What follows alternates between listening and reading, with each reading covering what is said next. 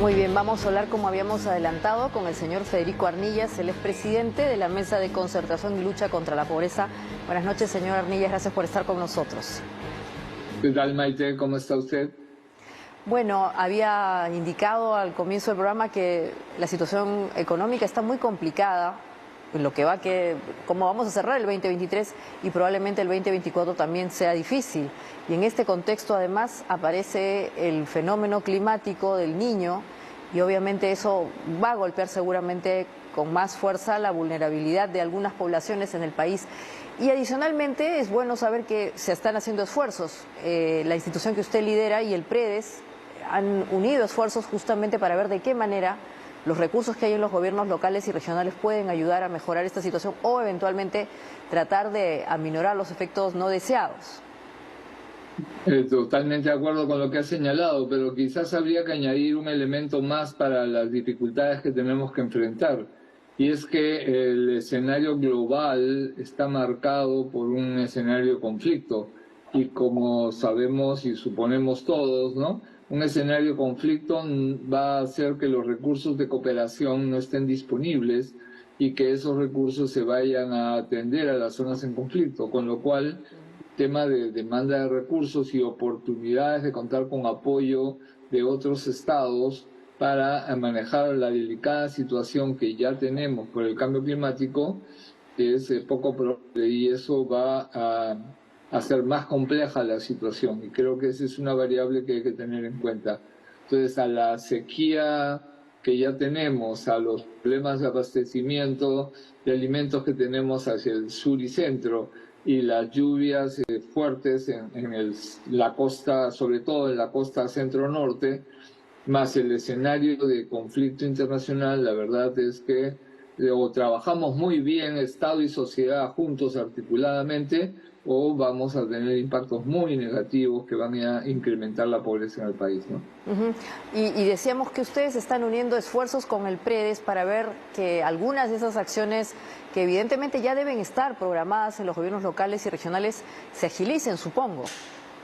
Estamos detrás de eso, justamente un trabajo conjunto con el equipo de PREDES, pero también con otras organizaciones que son parte de quienes respaldan, esa es la palabra correcta, al esfuerzo que impulsamos conjuntamente con PREDES, ¿no? Estamos hablando de las organizaciones del Sistema de Naciones Unidas, que tienen en su agenda como un tema prioritario, obviamente, la atención a las poblaciones vulnerables, pero también estamos hablando de organizaciones de la sociedad civil peruana que tienen un tradicional compromiso y que están siendo sumadas a esta alianza, ¿no? Una alianza que tiene presencia a lo largo de la costa norte, en las regiones de Tumbes, de Piura, de Lambayeque, de La Libertad, pero que también tiene presencia en la Sierra Sur, ¿no? En Puno, en Cusco, por mencionar dos de las regiones, ¿no? Y que hoy día estamos ya compartiendo preocupaciones respecto al escenario de la selva. Los torrentosos e inmensos ríos de la selva están presentando un cuadro de pérdida de caudal de agua y eso nos preocupa porque efectivamente nos está dando cuenta de un escenario muy complejo en términos de las diversas regiones del país, ¿no? Sin entrar al detalle de los problemas que ya tenemos en el tema de los recursos hidrobiológicos. Claro, y por eso la idea era que nos comenten qué acciones se están sumando justamente para tratar de aminorar los efectos nocivos de esta situación. Habíamos, por ejemplo, identificado apoyo de INDECI, trabajos de descolmatación de ríos, seguramente esto a una mayor velocidad, ¿no? Ya se están haciendo algunos trabajos, pero seguramente hay que agilizarlos porque evidentemente ya estamos, ahora nomás, estamos en noviembre, dentro de poco. Mire, totalmente de acuerdo con usted y en estas estamos. O sea, la idea es llamar la atención a las organizaciones a las cuales se les está transfiriendo recursos del presupuesto público, que es el caso de los gobiernos regionales y en su caso los gobiernos locales. Pero lo que sí estamos constatando es que el aprovechamiento de esos recursos para acciones preventivas está lento y más bien tememos que no se hagan cosas para prevenir porque aparentemente la reconstrucción es una etapa más rentable, ¿no? Entonces sí, eso nos preocupa y creo que hay que ser vigilantes respecto a las empresas que están interviniendo y a la propia relación que éstas tengan con los gobiernos regionales, ¿no? Lamentablemente creo que este es un tema que se ha presentado en el pasado y Dios quiera que no se presente en el presente, ¿no? Porque lo que haría es esperar que haya una gran afectación para después justificar un tipo de proyectos que una buena prevención no haría necesarios. Exactamente. Y en este esfuerzo justamente de agilizar trabajos de descolmatación y otros tipos de trabajos preventivos, ¿qué tipo de apoyo le están dando a los gobiernos locales y regionales, ¿no? Allí evidentemente hace falta seguramente mayor consejo técnico para hacer que los presupuestos que tienen se ajusten a las necesidades. Hemos visto obviamente que hay excedentes, bueno, este año no, pero de los anteriores años, y lamentablemente no se han podido cumplir todavía con esos niveles de gestión y obviamente también de uso del presupuesto. Por eso creo que ahí la Contraloría de repente está levantando un tema que no es secundario, ¿no? Es que se está pateando la ejecución del gasto para otros momentos, cuando justamente el sentido del gasto es que se haga preventivamente antes de que se generen los daños para evitarlos, ¿no? Una vez que se produce el daño, el gasto que se va a requerir para recuperarnos, ¿no? Es mayor. Y es lo que nos preocupa, ¿no? Nos preocupa que no se haga la intervención previa justamente para disminuir el daño que finalmente termina pagándole la población, ¿no? Exactamente. Y una pregunta adicional dentro del marco de lo que viene a ser la institución que usted representa. La Mesa de Concertación y Lucha contra la Pobreza, ¿qué acciones de concertación está desarrollando en este tiempo justamente para tratar de revertir lo que ya todos sabemos, que ha crecido el nivel de pobreza en el Perú, pero sobre todo la potencialmente más pobre, ¿no? El término exactamente es, hay pobreza, digamos, monetaria, pero también ahora hay una nueva pobreza y son los bolsones de población que potencialmente se considera más vulnerable a esta situación. ¿Qué acciones se van a tomar, ya no en lo que queda del año, pero sí en los siguientes? Porque es una situación muy compleja que seguramente va a requerir mucho esfuerzo institucional, mucha concertación. Mira, justamente lo que hemos estado haciendo es, digamos, trabajando con los gobiernos regionales para ver cómo les está yendo en el cumplimiento de los acuerdos de gobernabilidad. Como usted sabe, se han suscrito acuerdos de gobernabilidad en prácticamente todas las regiones. Todos los gobernadores que están en ejercicio han sido suscriptores de los acuerdos de gobernabilidad.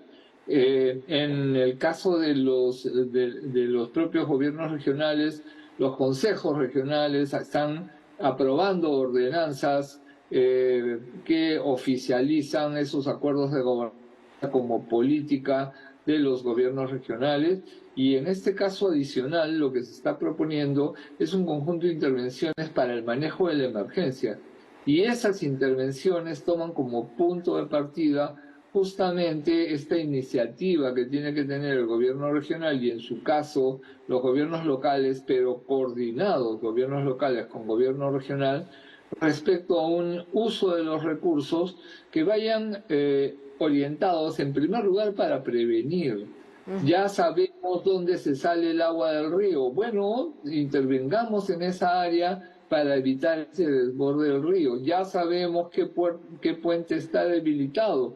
Intervengamos preventivamente para fortalecer la situación y consolidar y evitar que la crecida del río se lleve ese puente. O sabemos qué poblaciones están en la quebrada. Aquí al lado de Lima tenemos parte de las quebradas más activas, ¿no? En la zona de Chosica, de Chaclacayo, ¿no? Tenemos quebradas que cada año que ha habido fenómeno del Niño se han activado la caída de rocas, piedras, se generaron una estrategia de geomallas.